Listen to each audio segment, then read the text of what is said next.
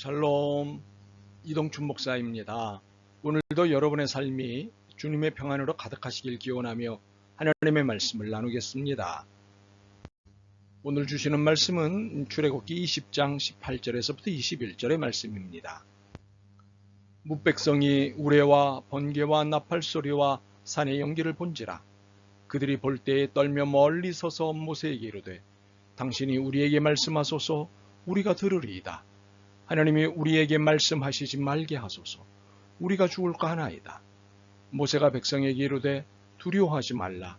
하나님이 임하심은 너희를 시험하고 너희로 경외하여 범죄하지 않게 하려 하심이니라. 백성은 멀리 서 있고 모세는 하나님의 계시는 흑암으로 가까이 가니라. 아멘. 출애굽기 20장 18절로부터 21절 말씀을 본문으로 설교가 아니라 말씀을 들으십시오 라는 제목으로 말씀을 나누도록 하겠습니다. 오늘 본문은 출애굽 후 모세가 시내산으로 십계명을 받으러 가기 전 시내산에서 보이는 하나님의 광경을 보고 백성들이 보인 반응을 담고 있습니다. 백성들의 반응은 두려움이었습니다. 18절입니다.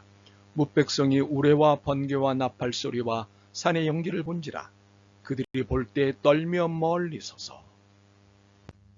그들은 두려움에 벌벌 떨었습니다. 하나님의 위엄과 능력을 보았기 때문입니다. 우레와 번개와 나팔 소리와 산의 연기 안에서 하나님의 위엄과 능력을 본 것입니다. 혹시 엄청난 소리와 크기의 천둥과 번개를 경험해 보신 적이 있다면 이 상황을 이해하실 수 있을 것입니다. 혹시 화라산을 경험하신 적이 있다면 이해하실 수 있을 것입니다. 사실 이스라엘이 경험한 것은 우리가 경험한 것에 비할 바아니었기에 그 두려움의 크기가 상상 이상일 것입니다. 여하튼 이들의 두려움이 얼마나 컸는지는 19절이 설명하는 반응으로 충분히 짐작할 수 있습니다. 모세에게 이르되 당신이 우리에게 말씀하소서. 우리가 들으리이다. 하나님이 우리에게 말씀하시지 말게 하소서. 우리가 죽을까 하나이다. 이렇게 큰 두려움이었기에 이들의 두려움은 하나님의 말씀을 직접 듣고 싶지 않다는 두려움으로 번졌습니다. 직접 들으면 죽을 것 같았기 때문입니다. 이미 우레와 번개와 나팔 소리와 산의 연기 안에서 하나님의 위엄과 능력을 본 것으로 충분히 두려운데 여기에 하나님의 말씀을 직접 듣는다면 살아남을 수 없을 것 같았기 때문입니다. 우리는 여기서 하나님의 말씀을 직접 듣는다는 것이 두려운 일인가에 대해 고민할 필요가 있습니다. 정말 두려울까요? 사실 하나님의 말씀을 듣는다는 것은 그 자체로 이미 두려운 일입니다. 이는 우리가 죄 가운데 있기 때문입니다. 죄인으로서 거룩하신 하나님의 말씀을 듣는다는 것은 죽음을 각오해야 하는 일입니다. 거룩은 죄와 상관없고 가까이 할 수 없기 때문입니다.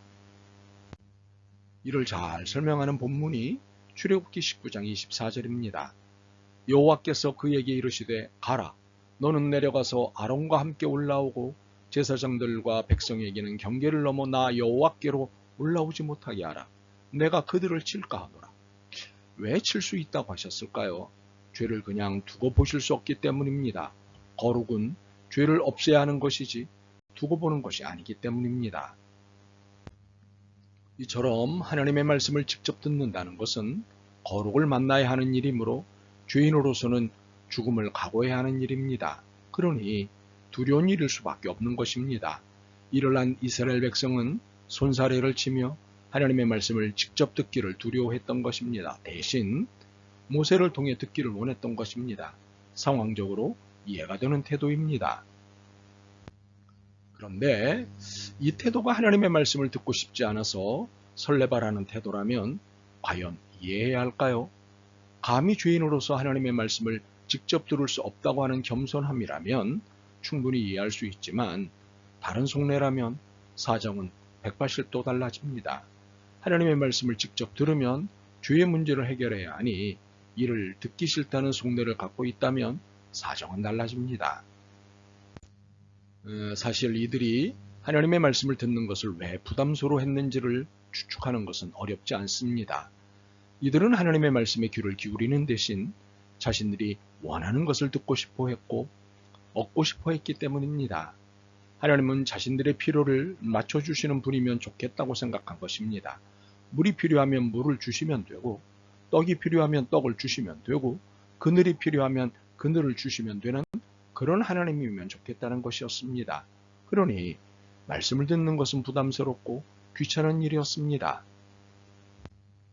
사실 이들의 반응에 대해 모세가 위로한 말씀이 20절인데 이를 역으로 읽으면 지금 설명드리고 있는 것이 이해가 될 것입니다. 모세가 백성에게 이르되 두려워하지 말라. 하나님이 임하심은 너희를 시험하고 너희로 경외하여 범죄하지 않게 하려 하심이니라.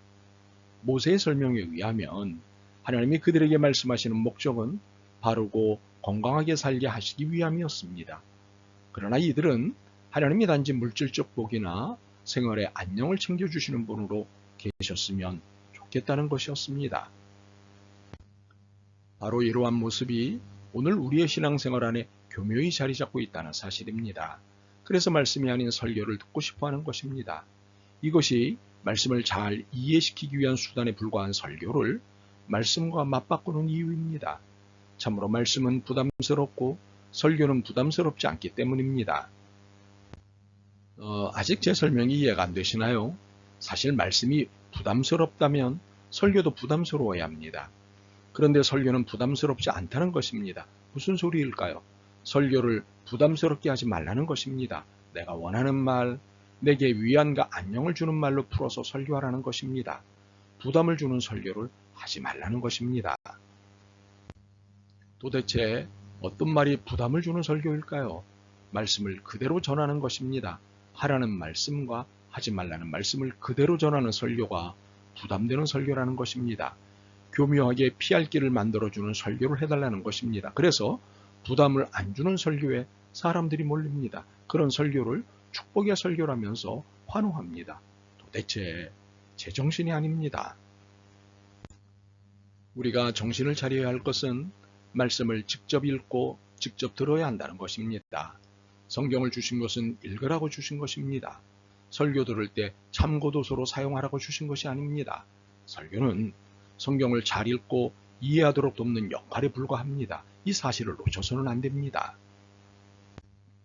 그러므로 이제부터 여러분이 성경을 읽어야 합니다. 계속 설교만 들으시겠다면 저는 설교를 중단할 수밖에 없습니다. 여러분이 성경을 읽고 하나님의 소리를 듣기 위해 설교를 들으신다는 한에 있어서만 설교를 할 것입니다. 그래야 여러분이 바르고 건강한 삶과 신앙생활을 할 수 있기 때문입니다. 이것이 우리가 영적으로 깨어 살 수 있는 길입니다. 예전에 모세와 이스라엘 백성 간의 대화와 태도는 21절에 설명하는 대로였습니다. 백성은 멀리 서 있고 모세는 하나님이 계신 흑암으로 가까이가 아니라 백성들이 하나님의 말씀을 직접 들을 수 없는 환경이었기 때문입니다. 그러나 이제는 직접 읽고 들으라고 기록된 말씀인 성경을 주셨습니다. 그러므로 읽으셔야 합니다. 그래서 거룩한 삶의 열매가 고스란히 맺혔으면 좋겠습니다. 아멘. 주님, 설교를 듣는 것으로 만족하려고 했습니다. 그러나 이것이 잘못된 태도임을 깨달았습니다. 성경 말씀을 직접 읽겠습니다. 성경의 저자이신 성령님께서 도와주옵소서. 기록된 말씀에서 주님의 소리를 듣게 하옵소서.